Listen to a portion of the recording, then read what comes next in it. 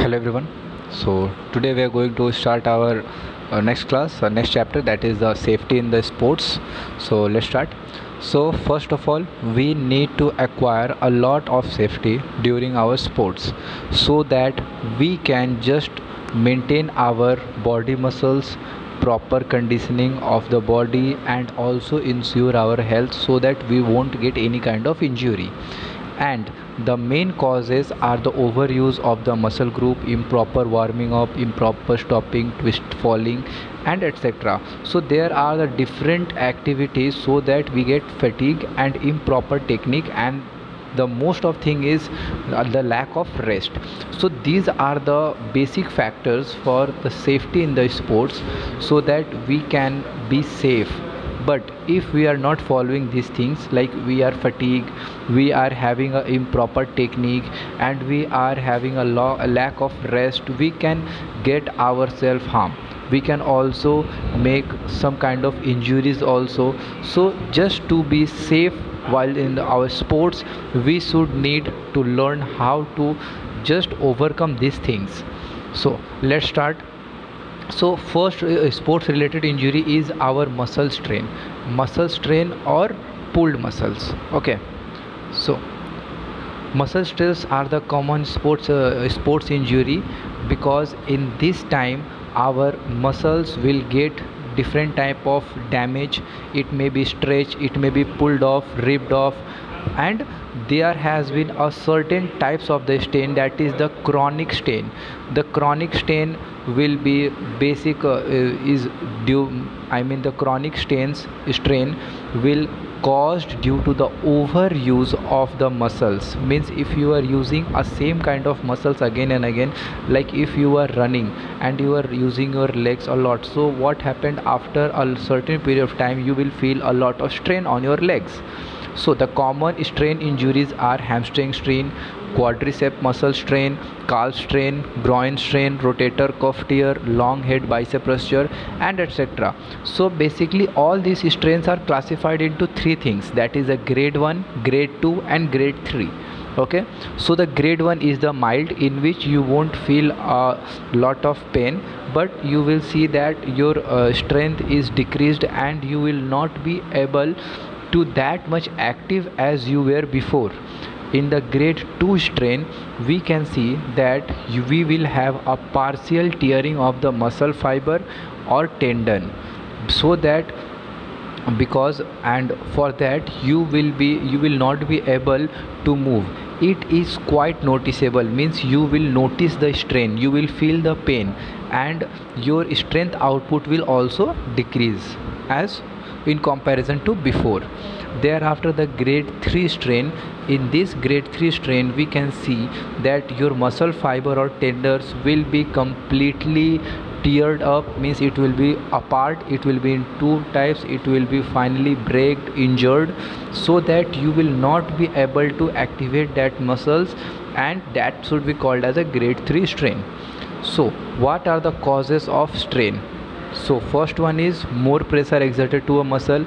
Second one is insufficient warming up. You are not going to warm up your body while doing the exercise. The next one is muscles are stiff and tight, so that it will be also incurred a lot of injury. Lack of flexibility, if your body has not lot of flexibility, then also it can happen. Too much of training also, and lack of physical fitness, if you don't have a kind of physical fitness, then also it will happen. So thereafter these are the basic criteria and the basic causes for the strains. What are the symptoms? So first one is we will get swelling around the affected area. Thereafter we will feel a lot of pain while moving or stretching that particular muscles. Our muscle spasm around the injured side, means it will be like fluffy, and we will feel a little bit of pain also. And thereafter loss of strength and inflammation, means we will lose our strength and it will inflammate, regularly. Inflammate means it is also a kind of pain. So thereafter what is the first aid? The first aid method is Pricer. So pricer is the protection, rest, ice application, compression, elevation and referral, which means we will first protect the area from the injury and thereafter will provide the rest. Okay, and we will not let the injured part to move. We will apply the ice and thereafter we will compress the area and give a proper bandages to avoid the movement. So these are the basic thing, and we will also elevate the injured part so that our, like, we will not feel a lot of pain, so that our blood will compressed. Okay, and when we will feel a little bit better, we should go to the competent doctor and take the medical support. Thereafter, torn ACL. ACL is the anterior cruciate ligament. As you can see that this is the bone, and in between the bone we have a anterior cruciate ligament, that is in between the bone it is present. So what happen, this ligament will become teared up, or we have any kind of problems in this ligament. Let's see.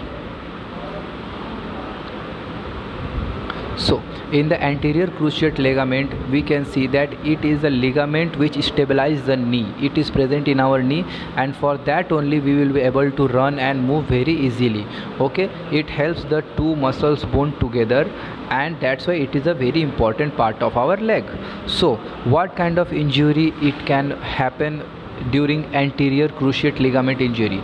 So the first one is grade 1 mild, grade 2 moderate, and grade 3, that is our severe.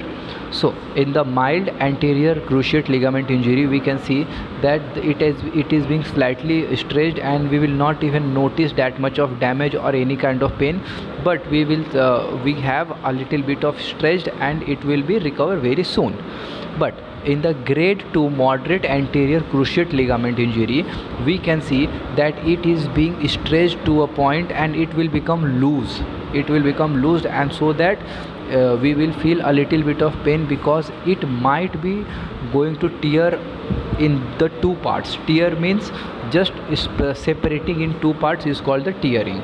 Okay, and in the severe anterior cruciate ligament injury, we can see that it is completely torn, means it is completely separated in two parts and two pieces. So the knee joint is unstable. What are the causes? So the first cause is suddenly slowing down and changing direction.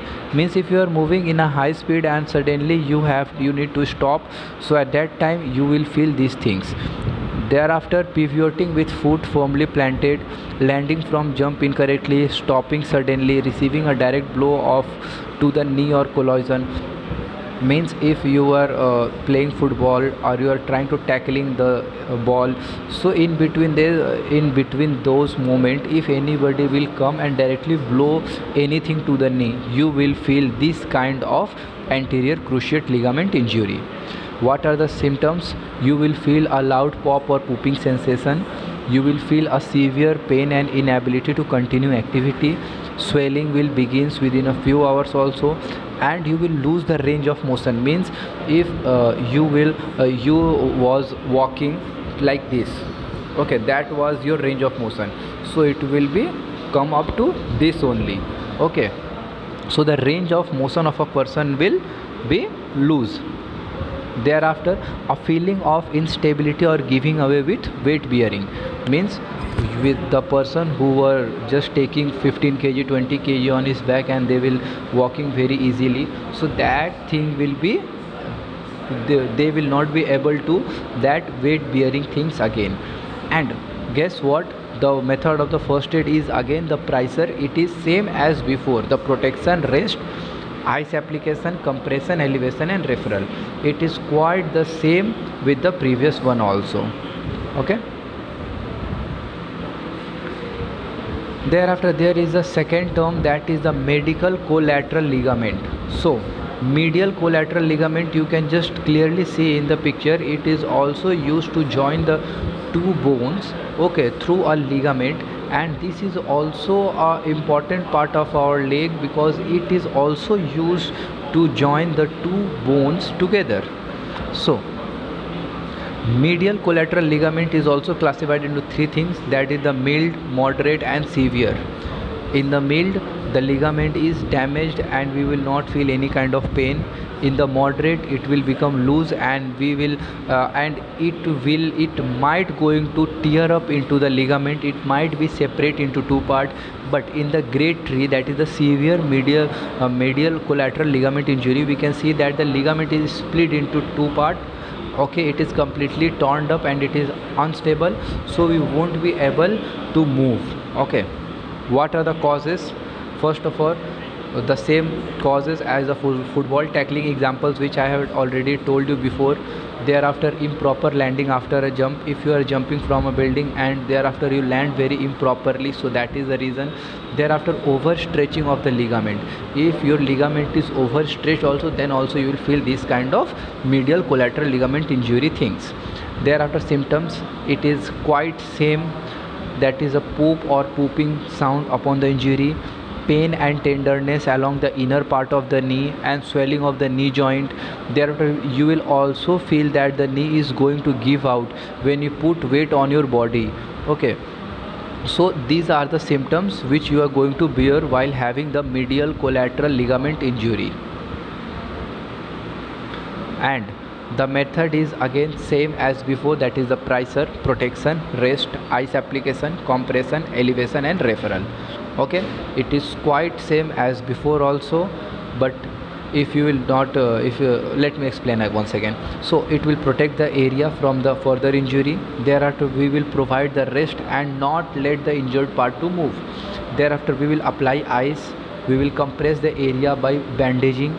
Thereafter, we will elevate the injured part, means we will try to put the leg on the upside, and then we will go to the doctor for any kind of casualty, or we can get a consult from the doctor that how to cure this.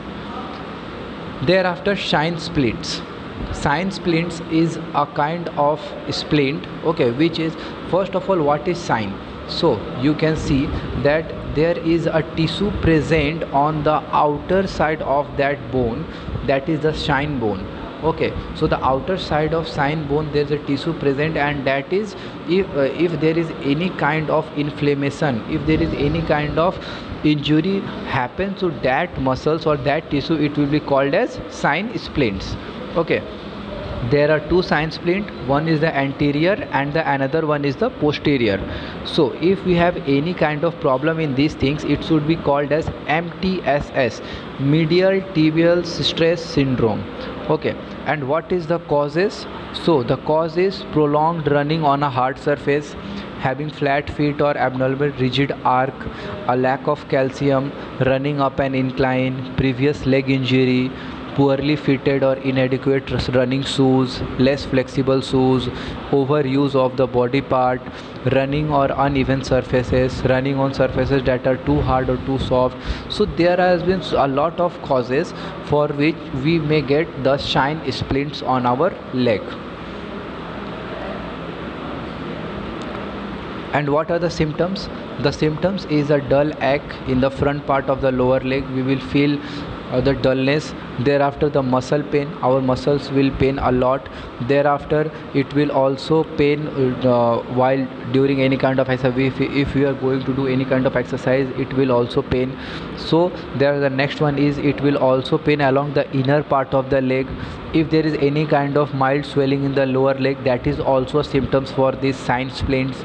There are numbness and weakness in the feet. If we will get a lot of weakness and numbness in our feet, so that it will also a symptoms for those things. And the first aid method is again same, that is the pricer, protection, rest, ice application, compression, elevation and referral to a doctor. Let's go about the stress fracture.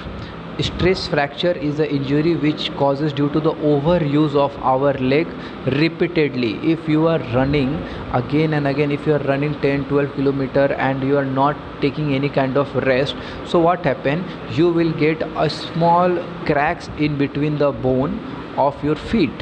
Okay, and that should be called as stress fracture or fifth metatarsal fracture. Okay, they may develop when individual subjects born to repeat stress and force. For example, means running, walking or jumping and landing, which I had already told you before. If you are doing a lot of stress training forcefully, you will also get this type of stress fracture also. So what are the causes? Too much or too fast running, I had already told you. Sudden change in the training, if you are training a different way and all of a sudden your training has been changed on to the another path, so that is also. Overuse of the body part means lower leg, if you are overusing of lower leg again and again, that will be also a cause for these things. Thereafter, improper equipment, increased physical strength, poor shoes, poor cushioned shoes. Cushion means there is a poor quality of shoes, so we should not use any kind of poor quality shoes.